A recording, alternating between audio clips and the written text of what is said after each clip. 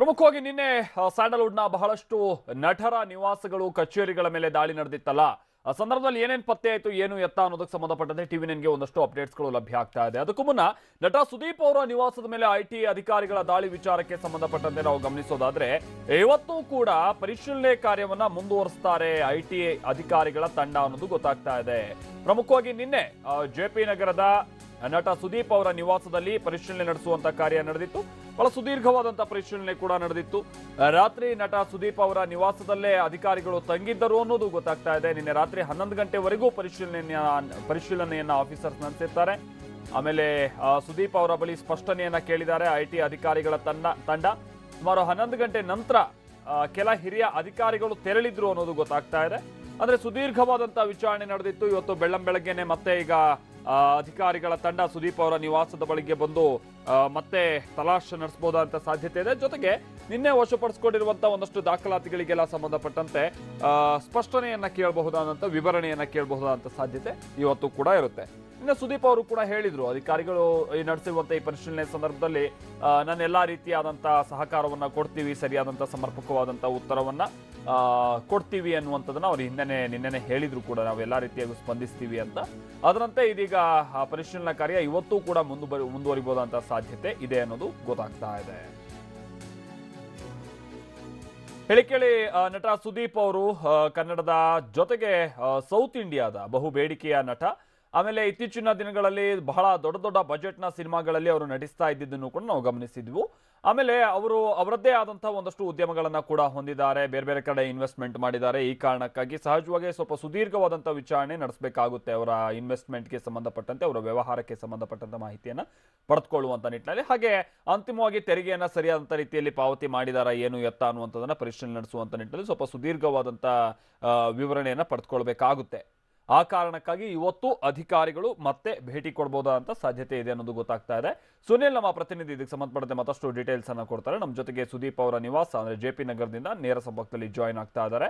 ಸುನಿಲ್, ಇವತ್ತು ಎಷ್ಟೊತ್ತಿನಿಂದ ಪರಿಶೀಲನಾ ಕಾರ್ಯ ಆರಂಭ ಆಗ್ಬಹುದು? ಬಹುಶಃ ನಿನ್ನೆ ವಶಪಡಿಸಿಕೊಂಡಂತ ದಾಖಲಾತಿಗಳಿಗೆ ಸಂಬಂಧಪಟ್ಟಂತೆ ವಿವರಣೆಯನ್ನ ಹೆಚ್ಚಾಗಿ ಪಡೆಯುವಂತ ಕೆಲಸ ಇವತ್ತು ನಡೆಯುತ್ತೆ ಅಂತ ಕಾಣಿಸುತ್ತೆ. ಸುನಿಲ್,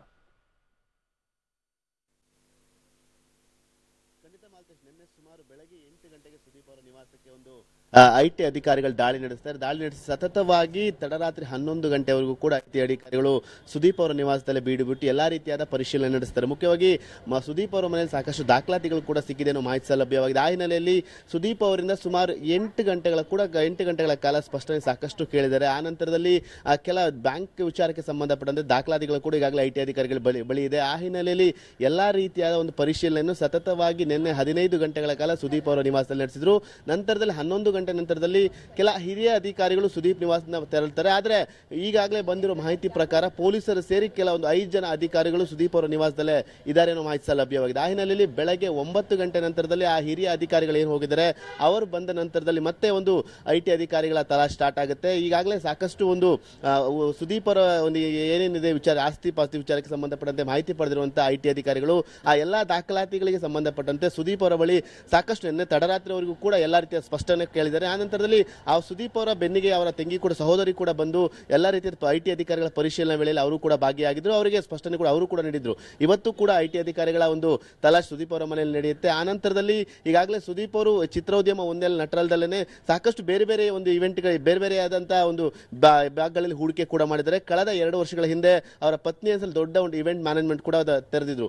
ಆ ಹಿನ್ನೆಲೆಯಲ್ಲಿ ಎಲ್ಲಾ ರೀತಿಯಾದ ಐಟಿ ಅಧಿಕಾರಿಗಳು ಅವರ ಪತ್ನಿ ಆಗ್ಬೋದು, ಅವರ ತಂದೆ ತಾಯಿ, ಅವರ ಸಹೋದರಿಯರ ಹೆಸರಲ್ಲಿರುವಂತಹ ಆಸ್ತಿ ಪಾಸ್ತಿ ಆಗ್ಬೋದು, ಮತ್ತೆ ಬ್ಯಾಂಕ್ಗಳ ಎಲ್ಲಾ ವಿವರಗಳು ಈಗಾಗಲೇ ಐಟಿ ಅಧಿಕಾರಿಗಳು ತಗೊಂಡು ಮತ್ತೆ ಇವತ್ತು ಕೂಡ ಈಗ ಸುದೀಪ್ ಅವರನ್ನ ಹೊರತುಪಡಿಸಿ ಅವರ ಸಂಬಂಧಿಕರ ಹೆಸರಲ್ಲಿ ಯಾರ್ಯಾರ ಹೆಸರಲ್ಲಿ ಆಸ್ತಿ ಇದೆ ಅನ್ನೋ ವಿಚಾರವಾಗಿ ಎಲ್ಲ ದಾಖಲಾತಿಗಳನ್ನು ತಗೊಂಡಿರುವಂತಹ ಐಟಿ ಅಧಿಕಾರಿಗಳು ಇವತ್ತು ಕೂಡ ಮತ್ತೆ ಆ ಒಂದು ದಾಖಲಾತಿಗಳಿಗೆ ಸ್ಪಷ್ಟನೆಯವರ ಸುದೀಪ್ ಅವರ ಬಳಿ ಕೇಳಲಿದ್ದಾರೆ ಎಂದು ಮಾಹಿತಿ ಲಭ್ಯವಾಗಿದೆ. ಆ ಹಿನ್ನೆಲೆಯಲ್ಲಿ ಇವತ್ತು 9 ಗಂಟೆ ನಂತರ ಆ ಹಿರಿಯ ಅಧಿಕಾರಿಗಳ ತಂಡ ಎಂದೇ ಬಂದ ನಂತರದಲ್ಲಿ ಸುದೀಪ್ ಅವರ ಮನೆಯಲ್ಲಿ ಮತ್ತೆ ಐಟಿ ಅಧಿಕಾರಿಗಳ ತಲಾಶ್ ನಡೆಯುತ್ತೆ. ಈಗಾಗಲೇ ನಿನ್ನೆ ಸಾಕಷ್ಟು ಒಂದು 15 ಗಂಟೆಗಳ ಕಾಲ ಎಲ್ಲಾ ರೀತಿಯಾದ ದಾಖಲಾತಿಗಳ ಪರಿಶೀಲನೆ ನಡೆದಿದೆ. ಈಗಾಗಲೇ ಆ ಎಲ್ಲಾ ದಾಖಲಾತಿಗಳ ಒಂದು ಮಹಾಜರ್ ಕೂಡ ಮಾಡ್ಕೊಂಡಿದ್ರೆ ಮಾಹಿತಿ ಲಭ್ಯವಾಗಿದೆ. ಈಗಾಗಲೇ ಐಟಿ ಅಧಿಕಾರಿಗಳು ಅವ್ರ ಮೇಲೆ ಉಳಿದಿರೋ ಕಾರಣ ಆ ಎಲ್ಲಾ ದಾಖಲಾತಿಗಳೇನು ವಶಕ್ಕೆ ಪಡೆದಿರೋ ಕೆಲ ಮಾಹಿತಿಗಳಂತ ಎಲ್ಲ ಒಂದು ಮಾಹಿತಿಗಳನ್ನ ಒಂದು ರೂಮ್ ಅಲ್ಲಿ ಇಟ್ಟಿದ್ದಾರೆ.